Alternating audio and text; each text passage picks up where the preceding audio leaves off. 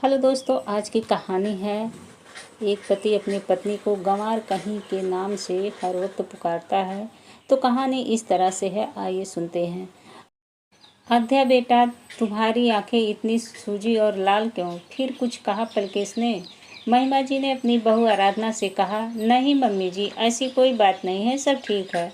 उन्होंने कुछ भी नहीं कहा। अध्या, मैंने तुमसे पहले भी कहा था और आज भी यही कहती हूँ, बेटी हो तुम मेरी।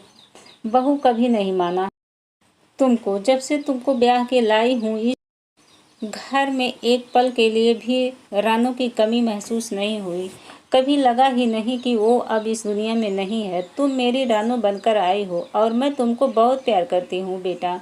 जानती हूँ मम्मी जी, एक आप ही हैं जो मुझे समझती हैं। आराधना की आंखों के आंसू आवेग के साथ बहने लगे। मम्मी जी, मुझे ऐसा लगता है कि ये मुझे कुछ नहीं समझते। हर बार मुझे अपमानित करते हैं सिर्फ इसलिए कि मैं ज़्यादा पढ़ी लिखी नहीं हूँ और मुझे अंग्रेजी नहीं आती है। सिर्फ इसलिए ये मुझे कहीं नहीं ले जाते अपने साथ, क्योंकि इनको मेरे साथ जाने में मिडिल क्लास वाली फीलिंग आती है।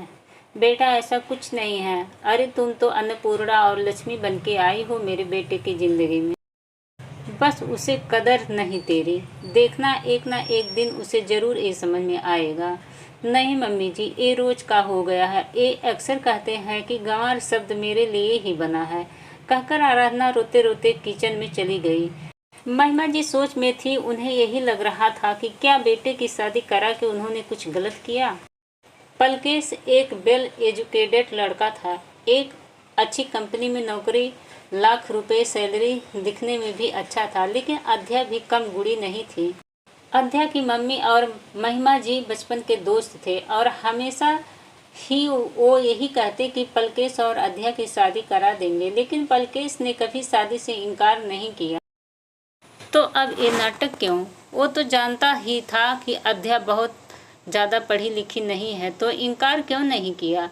और जब उन्होंने शादी की बात छेड़ी तो पलकेश ने बिना कुछ सोचे हाँ कर दिया। उन्होंने कुछ सोचा और सीधा पलकेश के कमरे में चली गई।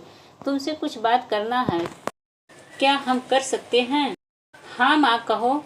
ये सब क्या है पलकेश? तुम अध्या के साथ इतनी बुरी तरह पेश क्यों आते हो? तुम्हारी बीवी है, अर्धांगिनी है तुम्हारी। मैं हमेशा सोचती रही कि पति पत्नी के बीच दखल देना सही नहीं, लेकिन तुम तो सर पर चढ़ते जा रहे हो। अब बस पलकेश, बहुत हो गया। माँ, वो तुम्हारी पसंद थी हमेशा से, मेरी नहीं। तो फिर शादी से इनकार क्यों नहीं किया? क्या मैंने जबरदस्ती तुमसे शादी कराई थी? तुमसे पूछा नहीं था कि अध्या तुम्हें पसंद है या नहीं? मैं इनकार भी करता तो भी तुम उससे ही बहू बना के लाती। जानता था कि मैं इसलिए कभी मना नहीं किया, वरना तो गंवार किसी चीज़ के लायक नहीं। मैं तुम्हें बहुत समझदार समझती थी, लेकिन शायद मेरी परवरिश में कमी थी। तुम्हें औरतों की इज्जत करना नहीं सिखा पाई। अपने पिता पे गए हो तुम बेटा, वो भी ऐसे ही थे, तुम भी वैसे ही हो। लेकिन ये मत समझना, आराधना अकेली है, मैं हर पल उसके साथ हूँ। देखना, एक दिन तुम बहुत पछताओगे। कहते हुए महिमा जी आराधना के पास चली गई। उसे अपने गले लगाया।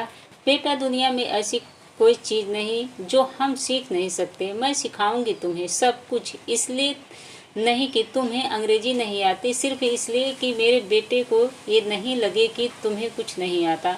महिमा जी हिंदी की शिक्षिका थी। उन्हीं के स्कूल में एक अंग्रेजी शिक्षक थे जो अध्या के गुणों से भली भांति परिचित थे। महिमा जी ने आराधना को अंग्रेजी सिखाने के लिए उनसे रिक्वेस्ट की और उन्होंने तुरंत हाँ कह दिया।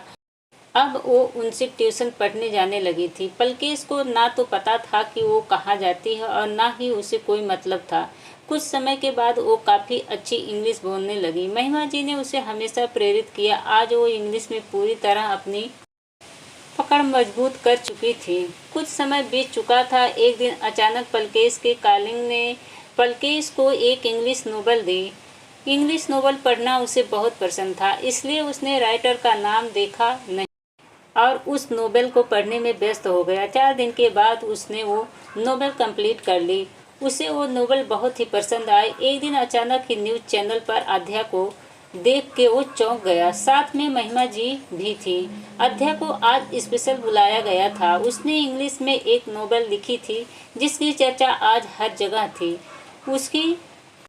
उस नोवेल में हर किसी का दिल जीत लिया था और आज उसी के लिए उसे सम्मान मिला था। उसे 1 लाख का चेक भी मिला और ये वही नोवेल थी जो पलकेश ने कुछ दिन पहले ही पढ़ी थी। उसे समझ नहीं आ रहा था कि ये सब कब हुआ, कैसे हुआ। न्यूज़ चैनल पर जब एंकर ने अध्या से उसकी कामयाबी का राज पूछा गया तो उसने सिर्फ यही कहा कि मेरी कामयाबी का आधा श्रेय मैं अपनी माँ को देना चाहती हूँ। रिश्ते में वो मेरी सास हैं लेकिन मेरी माँ से भी बढ़कर हैं, और आधा अपने पति को। अगर वो ना होते तो मैं यहाँ नहीं होती। उन्होंने मुझे रास्ता दिखाया कि मैं क्या कर सकती हूँ, मुझे क्या करना चाहिए। मुझे तो बिल्कुल अंदाज़ा नहीं था कि मेरे अंदर इतनी शक्ति है। पलकेश खामोश सा बैठा था।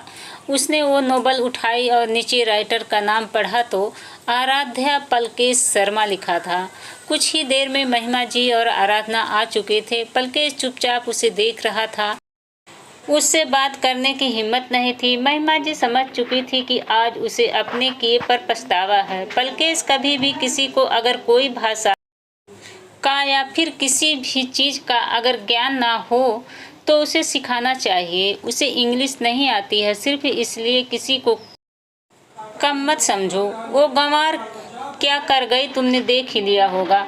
हाँ माँ, मानता हूँ कि मेरी ही गलती है, लेकिन क्या वो मुझे माफ़ कर पाएगी? सारे शिकवे भूल कर मुझे फिर से प्यार कर पाएगी? हाँ बिल्कुल, वो प्यार तो बहुत करती है तुमसे, लेकिन अब तुम्हें मेहनत करनी होगी उसका दिल जीतने के लिए। पलकेश ने एक गुलाब का फूल लेकर उसे कंग्रेचुलेशंस कहा। एक हल्की मुस्कान के साथ अध्या ने भी उसे थैंक यू कहा। माफ़ कर दो अध्या, जिंदगी में तुम्हें बहुत तकलीफ दी है मैंने। आज उन सब के लिए माफ़ी मांगता हूँ। सिर्फ तुम्हारे किताबी ज्ञान को देखकर तुम्हारे गुणों को, तुम्हारी अच्छाइयों को कभी नहीं देख सका। क्या मुझे माफ़ कर पाओगी? ये सब आपके कारण ही नामुमकिन हुआ है। आप नहीं होते तो मुझे कैसे पता चलता कि मैं इतनी अच्छी राइटर बन सकती हूँ। ये चेक आपको देना चाहती हूँ क्योंकि आपके कारण ही इस मुकाम तक पहुँच पाई हूँ। नहीं, ये मैं नहीं ले सकता। मुझे बस माफ़ी चाहिए तुमसे। माफ़ करना इतना आसान नहीं होता है। आज भी उन बातों को नहीं भूल पाई हूँ, जानता हूँ, लेकिन कोशिश तो कर सकती हूँ। क्या हम एक नई शुरुआत कर सकते हैं? मुझे वक्त दीजिए, जख्म अभी गहरे हैं, समय लगेगा उसे भरने में। मैं इंतज़ार करूँगा अध्या, हर नामुमकिन कोशिश करूँगा कि तुम्हारा टूटा दिल जोड़ सकूं। अध्या नाम सुनकर उसके चेहरे पर एक मुस्कान आ गई। उस गंवार शब्द से उसे आज़ादी मिल चुकी थी। महिमा जी ने दोनों को एक प्यार भरी मुस्कान के साथ देखा और उनको अकेला छोड़कर अपने कमरे में आराम करने चली गईं। तो दोस्तों, यह कहानी है जिसका नाम था गंवार कहीं की। कहानी आपको कैसी लगी कमेंट बॉक्स में ज़रूर बताना। पसंद आई हो तो प्लीज़ लाइक करें, शेयर करें। ऐसे ही और कहानियों के लिए हमारे चैनल को सब्सक्राइब करें। कहानी को अंत तक सुनने के लिए आप लोगों का बहुत बहुत धन्यवाद।